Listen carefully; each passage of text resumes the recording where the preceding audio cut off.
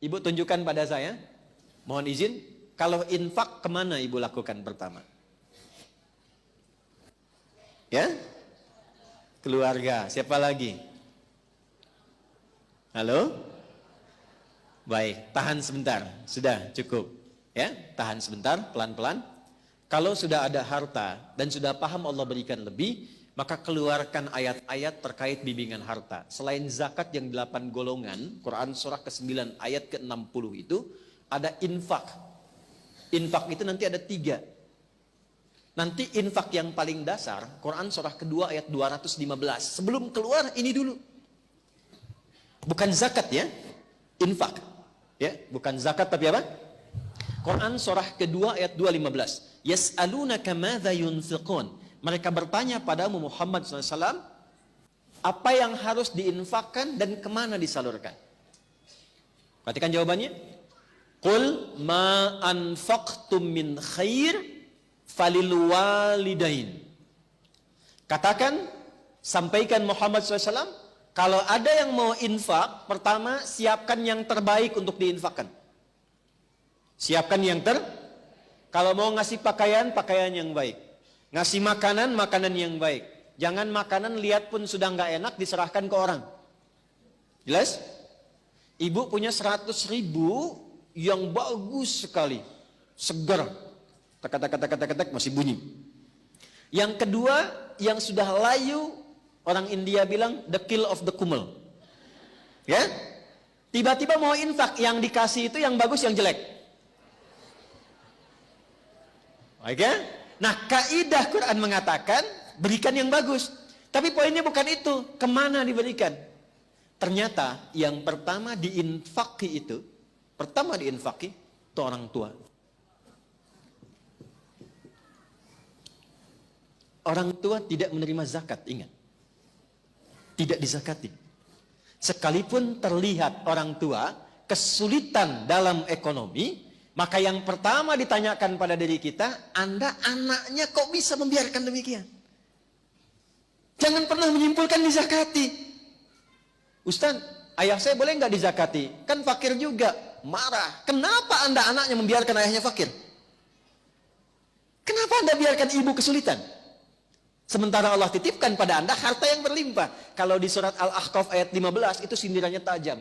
Kamu merasa kaya, merasa hebat, merasa sukses. Padahal 70% dari saham kesuksesan itu adalah tangisan ibumu yang saat kamu masih kecil memohon kepada Allah di malam hari. Jangan jadikan anak saya seperti saya ya Allah. Tinggikan derajatnya, banyakin ilmunya, nyamankan tidurnya. Padahal bapakmu yang peluh keringatnya itu yang saat mencangkul di sawah. Serabutan bekerja. Sekarang kami simpulkan itu karena jasamu. Karena kerja kerasmu. Karena itulah ketika seseorang sukses, bahkan usia 40 tahun, itu langsung dibimbing oleh Allah supaya tidak lupa dengan bagian pertama ini. Doanya langsung di Quran surah ke-46 ayat 15. Rabbi auzi'ni an ashkura ni'mataka allati an'amta alayya wa ala walidayya. Itulah sebabnya kenapa orang tua diikutkan di situ. Orang tua sudah meninggal, tidak putus infak. Ini sebentar lagi mau kurban. Boleh berkurban. Ya, di atas namakan yang telah wafat boleh. Boleh. Ya. Dan itu sudah banyak hadisnya tentang itu. Kemudian misalnya, alhamdulillah saya punya uang 50.000. Apa yang paling mudah dilakukan? Beli mushaf misalnya. Kasih ke penghafal Quran.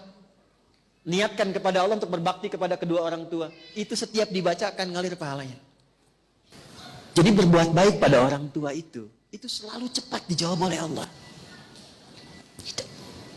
Jadi kalau ibu ingin menerjemahkan amalan Sayyidah Khadijah dengan hartanya, kalau beliau dulu punya Nabi, sekarang kita bawa ke tingkat tertinggi yang diletakkan pengabdiannya setelah ibadah kepada Allah. Quran surah 17 ayat 23. Wa qada rabbuka alla ta'budu illa iyyahu wa bil walidaini ihsana.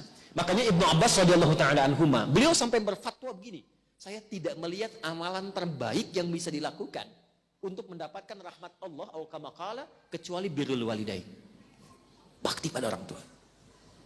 Sekalipun sudah meninggal, tetap muliakan, minimal dengan doa. Masih ingat kan doa yang melahirkan jariah? Waladin salihin yad'u. Doa anak soleh. Nah, sepanjang masih hidup, ibu jangan simpulkan, saya rasanya belum solihah. Kalau begitu jadi solihah. Dekati Allah. Dekati Allah. Dan saat sudah ibadah itu berdoa. Ibadah yang sudah dilakukan setelah beramal soleh, itulah doa anak soleh. Sholat amal soleh bukan? Ya, setelah sholat berdoa. Di antara doanya untuk orang tua. Baca Quran amal soleh bukan? Berapa banyak orang setelah baca Quran yang berdoa? Saya perhatikan selesai tutup aja. Ambil manfaatnya, selesai baca, berdoa. Berdoa. Demikian saat berzakat, berinfak, berdoa di situ. Walidain, wal aqrabin, kerabat dekat. Betapa bagus dan saya senang berinfak keluar sampai ke luar negeri, bagus. Luar daerah, tapi jangan lupa ada kerabat terdekat. Kakak, adik, anak kakak, anak adik, sepupu. Wal yatama, anak yatim. Anak yatim itu ditekankannya pakai infak. Walaupun dia kaya, nggak apa-apa. Datangnya nggak harus bawa uang, bawa hadiah yang menyenangkan dia. Ketika dia senang, berdoa. Bukankah anak yatim itu dekat dengan perhatian Nabi? Ya kan? Anak yatim itu dekat dalam pemeliharaan Allah. Wa ammal yatima fala taqhar. Allah perhatikan dia. Jadi kita narik perhatian Allah melalui kebaikan pada anak yatim. Begitu ada harta, kunjungi. Kalaupun saudara meninggalkan yatim ada anaknya dan dia kaya, nggak harus bawa uang. Mungkin 1 juta nggak ada apa-apanya buat dia. 1 miliar nggak ada harganya karena hartanya triliunan misalnya. Tapi 1 mobil-mobilan mungkin berkesan tuh anak itu. Ketika dia merasa bahagia dan senang, Allah pun memberikan taufiknya dan datang kemuliaannya kepada keluarga ibu. Wal masakin, orang miskin. Yang kelima, wabnis sabil, yang kesulitan dalam perjalanan. Termasuk itu anak-anak yang sekolah. Kenapa enggak ibu bikin program beasiswa? Biaya SPP-nya. Ya, itu tinggi nilai di hadapan Allah Subhanahu wa taala.